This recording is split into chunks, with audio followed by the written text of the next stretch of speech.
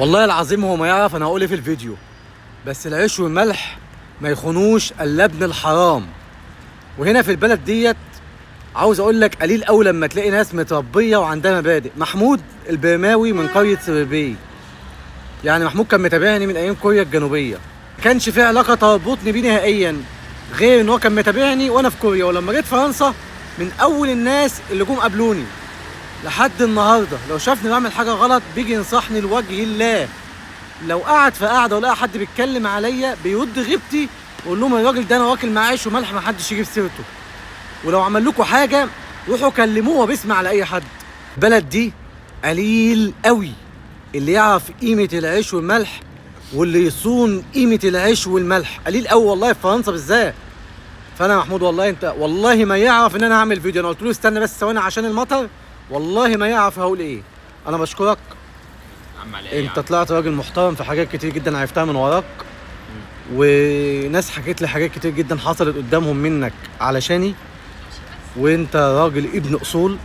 ابوك عم احمد عارف يربي، ابوه من اشد المتابعين بتوعي على الفيسبوك، وابوه ما كانش يعرف ان احنا نلعب بعض، كان متابعني. وفجأة ابوه اتصدم لما لقاني مع محمود عندهم في البيت مره في اوش، فقال له محمود انت تعرف حليم؟ قال له اه ده احنا نعرف بعض من زمان جدا يعني. محمود شاب محترم جدا، هو ساعات بيعمل حاجه غلط بنصحه لوجه الله، انا ساعات بعمل حاجه غلط بيجي يناقشني، اقتنعت او ما اقتنعتش طالما ما بضرش حد ما بيوقفليش على الواحده. دي الصداقه اللي ممكن تدوم لوجه الله سبحانه وتعالى. واسال الله العظيم رب العرش العظيم ان يجعلها خالصه لوجهه الكريم، وان يظلني في ظله انا وانت يوم لا ظل الا ظله.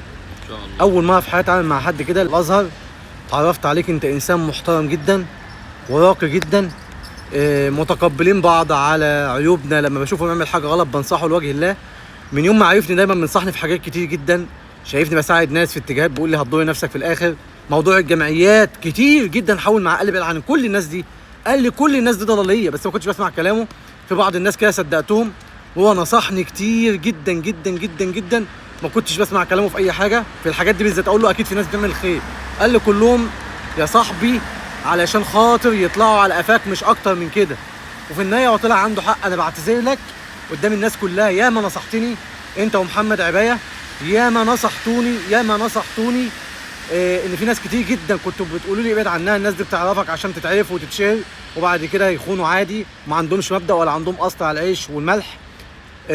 في ناس كتير جدا اكلت معايا عيش وملح واختبوني، وعمري في حياتي ما اذيتهم، غير ان انا كان نفسي اقف جنبهم زي ما ربنا ساعدني ووقف جنبي ووقف ناس جنبي وسخر ناس تقف جنبي. انا اسف ان انا طولت في الفيديو، بس اي كلام هقوله مش هيكفي. يعني بشوفه بيتعصب لما حد بيجيب في سيرتي يقول لهم كلموا الراجل رقم اهوت، لو ضايقكم في حاجه، ودايما يجي يكلمني من الخوف عليا، اكيد مش هيخاف عليا اكتر من نفسي، ولكن ده ونعم الصداقه ونعم الرجوله ونعم التربيه. وعاوز اقول لوالدتك ونعم التربيه، طبعا والدته متابعاني برضو وكلهم متابعيني بصراحه. ووالده بقى من اشد متابعيني عم احمد، والله عرفت تربي، والله عرفت تربي. شكرا يا محمود حبيبي. انت تعرف ان انا اول فيديو ده؟ والله العظيم ما اعرف حاجه. انا اصلا انا اول مره اتلجم من الكلام، يعني ما اعرفش اقول حاجه في المواقف دي، لان ده اللي انا اتربيت عليه واللي لازم اعمله في حياتي، هو ده انا ما اقدرش ارد عليه لان انا متربي على كده، فاهمني؟ بس يعني ده اللي ربنا يكرمك ويبارك لك في والديك اللي ربوك على الاساس والمبادئ. البلد دي يا جماعه فرنسا صعب تلاقي ناس عندها مبدأ، صعب. الناس اللي بتلتزم بالمبادئ، فالمبدأ هو قيمه الانسان والاحترام هو قيمه الانسان، وليست الشهره وليست التيك توك وليس اي حاجه وليس الهبل اللي ناس كتير بتعمله واحنا اوقات كنا بنعمله برضه. اهم حاجه المبادئ، اهم حاجه الانسان اللي عندهم قيمه لمبادئهم اللي هي ما بتتجزأش ابدا ابدا.